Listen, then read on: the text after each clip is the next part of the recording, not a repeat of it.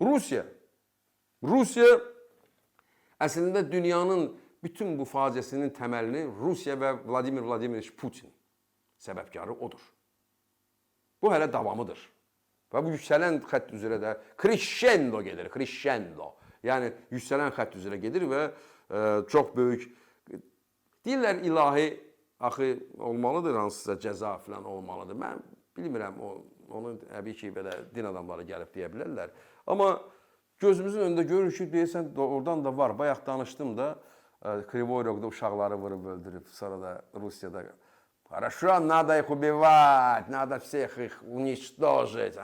Rusiya belə deyir. 2200-dən artıq insan baxır bizə, əziz dostlar. Like şərəsini tıklayın ki, daha çox insan bizi eşitsin, daha çox insan bizə qoşulsun və öz fikirlərini söyləsinlər ki, dünyada olan faciəni biz əl-ələ verib, inanın mənə, siz böyük qüvvəsiz. Hardan baxdığınızı yazın, çünki bugün güc internetdir. Sizin gücünüzdə, ictimai rəy, Amerikada görürsünüz, etirazlara başlayıb, bu ictimai rəy ancaq Trump'ın önünü saxlaya bilər. Rusiyada ictimai rəy yoxdur, çünki onların özünün içində o faşizm, əksəriyyətinin %90'ı onların imperiya düşüncəlidir.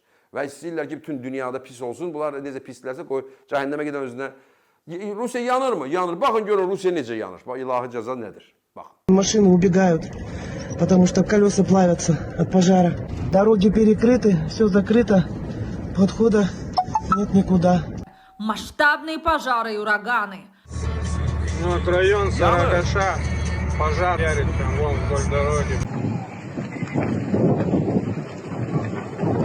Nə bilməyin ki, kiminsə uşaqlarını vurub, məsum uşaqları öldürəcəksiniz və Сигналит, убегаем, потому что пламя идет на нас. qaçırlar, evləri qoyub qaçırlar. Вот оно пламя, прям возле нас.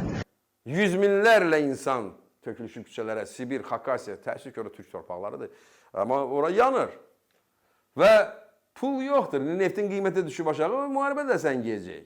Çünki neft yox, pul yoxdursa müharibə hər gün puldur. Günə 2000, 1500 Rus ölür orada. Mən bilərəkdən orada ölən başqa millətlərin adını Rus qoyuram. Onlar hamısı, çünki ora xidmət edirlər. Bəlkə dünya üçündə onlar hamısı Rusdular. Sovet dönəmində də belə olub. Heç kim demirdi ki, orada başqa. O, bugün Rusiyanın müharibəsidir və orada ölən də Rusdur. İstəyirsiniz Ləzgi olsun, istəyirsiniz Azərbaycanlı olsun, istəyirsiniz orada Xakas olsun və istəyirsiniz başqa millət olsun. O Rusdur. Və onlar imperiya düşüncəlidirlər.